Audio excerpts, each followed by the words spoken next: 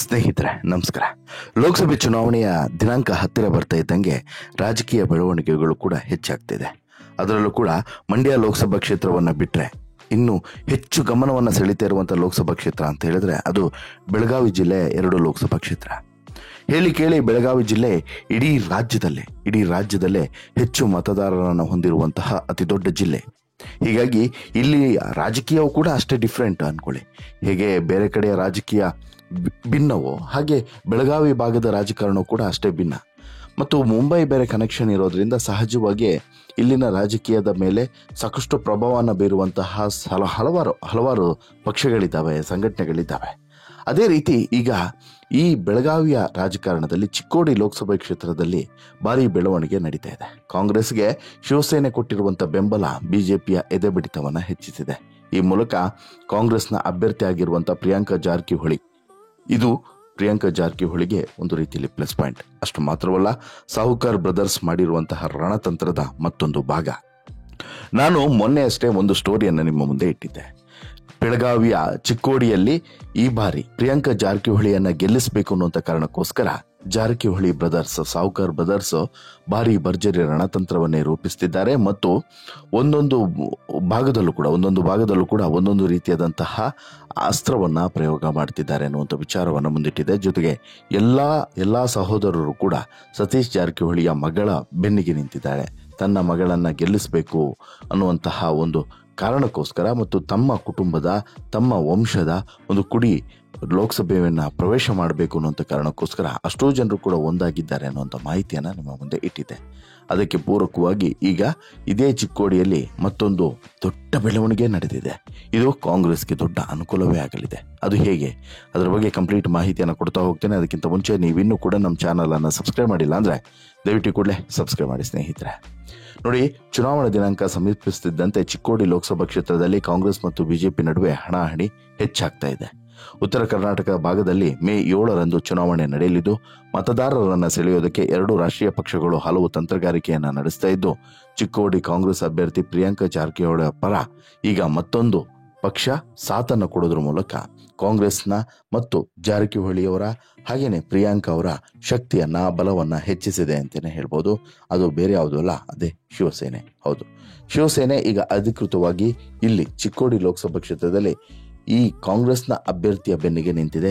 ಜೊತೆಗೆ ಬೆನ್ನಿಗೆ ನಿಲ್ಲೋದು ಮಾತ್ರವಲ್ಲ, ಪ್ರಿಯಾಂಕಾ ಜಾರಕಿಹೊಳಿ ಅವರನ್ನ ಗೆಲ್ಲಿಸುವಂತ ಶಪಥವನ್ನು ಕೂಡ ಮಾಡಿದೆ. ಹೌದು, ಮಂಗಳವಾರ ಚಿಕ್ಕೋಡಿ ಕಾಂಗ್ರೆಸ್ ಅಭ್ಯರ್ಥಿ ಪ್ರಿಯಾಂಕಾ ಜಾರಕಿಹೊಳಿ ಅವರಿಗೆ ಶಿವಸೇನೆ UBT ಬೆಂಬಲವನ್ನು ನೀಡಿದೆ.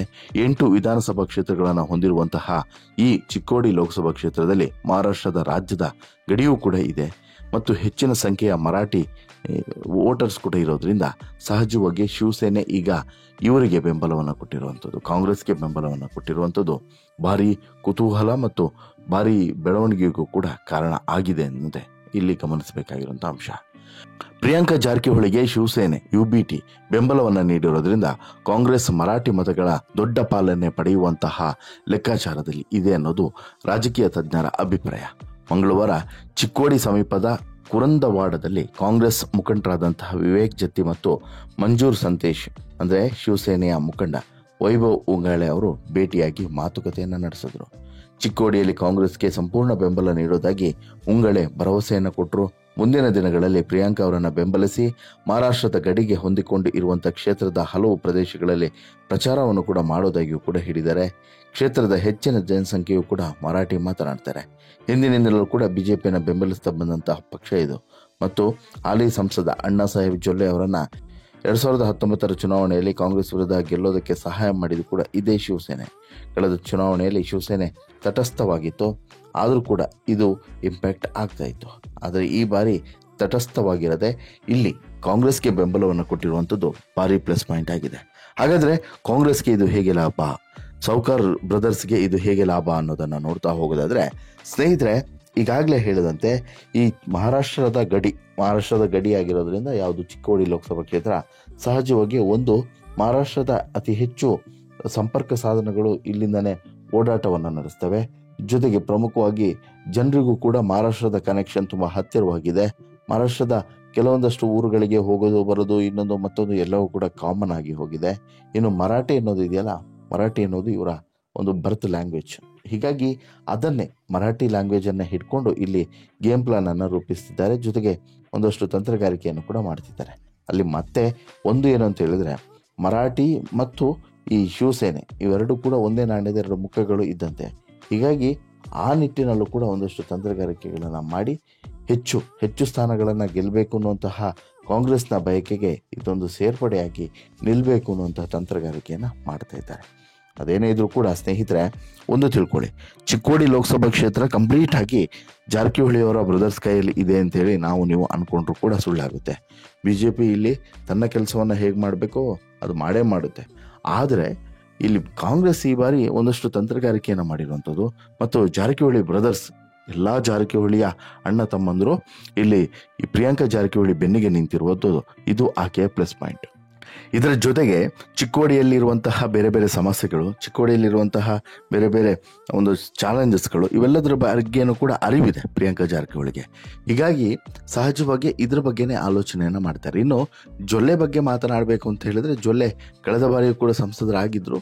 ಈ ಬಾರಿ ಒಂದು ಹೆಚ್ಚು ಹೋಲ್ಡಿಂಗನ್ನು ಹೊಂದಿದ್ದಾರೆ ಅಂತೇಳಿ ನಾವೆಲ್ಲರೂ ಕೂಡ ಅಂದ್ಕೊಂಡಿದ್ದೀವಿ. ಆದರೆ ಮೋದಿ ಎದುರುಗಡೆ ಕೂತು ಮಾತನಾಡುವಂಥ ಶಕ್ತಿ ಸಾಮರ್ಥ್ಯ ಇದೆಯಾ ಅನ್ನೋದು ಮಾತ್ರ ಇನ್ನೂ ಕೂಡ ಪ್ರಶ್ನೆಯಾಗಿ ಉಳಿಯುತ್ತೆ. ಯಾಕಂತ ಹೇಳಿದ್ರೆ ಅದ್ರ ಬಗ್ಗೆ ಯಾವುದೇ ಕ್ಲಾರಿಫಿಕೇಶನ್ ಸದ್ಯಕ್ಕಂತೂ ಸಿಗ್ತಾ ಇಲ್ಲ. ಇನ್ನು ಪ್ರಮುಖವಾಗಿ ಚಿಕ್ಕೋಡಿ ಲೋಕಸಭಾ ಕ್ಷೇತ್ರಕ್ಕೆ ಮತ್ತೊಂದು ವಿಚಾರವನ್ನು ಗಮನಿಸಬೇಕು. ಇದು ಬೆಳಗಾವಿ ಅಂಟುಕೊಂಡಿರೋದ್ರಿಂದ ಸಹಜವಾಗಿ ಹೆಬ್ಬಾಳ್ಕರ್ ಅವರ ಒಂದಷ್ಟು ಟಾರ್ಗೆಟ್ಗಳು ಮತ್ತು ಹೆಬ್ಬಾಳ್ಕರ್ ಅವರ ಮತವೂ ಕೂಡ ಮುಖ್ಯವಾಗುತ್ತೆ. ಈ ಹೆಬ್ಬಾಳ್ಕರ್ ಅವರ ಮತ ಕಂಪ್ಲೀಟಾಗಿ ಕಾಂಗ್ರೆಸ್ಗೆ ಬಿದ್ದರೆ, ಹಾಗೆಯೇ ಈ ಶಿವಸೇನೆಯ ಮತ ಕಂಪ್ಲೀಟಾಗಿ ಕಾಂಗ್ರೆಸ್ಗೆ ಬಿದ್ದರೆ, ಆಗ ಪ್ರಿಯಾಂಕಾ ಜಾರಕಿಹೊಳಿ ಅವರ ಗೆಲುವು ಭಾರಿ ಸುಲಭ ಆಗ್ತಿದೆ. ದಾಖಲೆ ಗೆಲುವು ಆದರೂ ಕೂಡ ಆಶ್ಚರ್ಯ ಇಲ್ಲ. ಆದರೆ ಒಂದು ಹಂತದಲ್ಲಿ ಆ ಕಡೆ ಈ ಕಡೆ ಆಯಿತು ಅಂತ ಹೇಳಿದ್ರೆ ಮತ್ತೆ ಸಮಸ್ಯೆಗಳು ಉದ್ಭವ ಆಗುತ್ತೆ ಅನ್ನೋದು ಮಾತ್ರ ನೋಡೋದು ಸತ್ಯ. ಯಾಕಂತ ಹೇಳಿದ್ರೆ ಶಿವಸೇನೆ ಇವತ್ತಿದ್ದಾಗೆ ನಾಳೆ ಇರೋದಿಲ್ಲ, ನಾಳೆ ಇದ್ದಾಗೆ ನಾಡಿದ್ದಿರೋದಿಲ್ಲ. ಒಂದು ವೇಳೆ ಕೊಟ್ಟ ಮಾತಿನಂತೆ ಏನಾದರೂ ನಡೆದುಕೊಂಡ್ರೆ ಬಹುಶಃ ಅದು ಲಾಭವೇ. ಇಲ್ಲ ಉಲ್ಟಾ ಆಯಿತು, ಬೇರೆ ಏನೋ ಲೆಕ್ಕಾಚಾರ ಬಂತು ಅಂತ ಹೇಳಿದ್ರೆ ಬಹುಶಃ ಆಗ ಎಲ್ಲವೂ ಕೂಡ ಅದಲು ಬದಲು ಆಗೋದ್ರಲ್ಲಿ ಅನುಮಾನನೇ ಇಲ್ಲ ಅನ್ನೋದು ಮಾತ್ರ 100% ಸತ್ಯ. ಬಟ್ ನಿಮ್ಗೇನು ಅನ್ಸುತ್ತೆ ಸ್ನೇಹಿತರೆ, ಶಿವಸೇನೆ ಈ ಬೆಂಬಲ ಕಾಂಗ್ರೆಸ್ಗೆ ಲಾಭ ಆಗುತ್ತೆ ಅಂತೇಳಿ ಅನ್ಸುತ್ತಾ, ಅಥವಾ ಜೊಲ್ಲೆನೆ ಈ ಬಾರಿ ಮತ್ತೆ ಗೆಲ್ತಾರೆ ಅಂತೇಳಿ ಅನ್ಸುತ್ತಾ? ನಿಮ್ಮ ಅಭಿಪ್ರಾಯ ಏನು? ದಯವಿಟ್ಟು ಕಮೆಂಟ್ ಮಾಡಿ ತಿಳಿಸಿ. ಜೊತೆಗೆ ಈ ಸ್ಟೋರಿ ಇಷ್ಟ ಆಯಿತು ಅಂತ ಹೇಳಿದ್ರೆ ಲೈಕ್ ಮಾಡಿ, ಶೇರ್ ಮಾಡಿ, ಚಾನಲ್ಗೆ ಸಬ್ಸ್ಕ್ರೈಬ್ ಆಗೋದನ್ನ ಮರಿಬೇಡಿ. ಧನ್ಯವಾದ.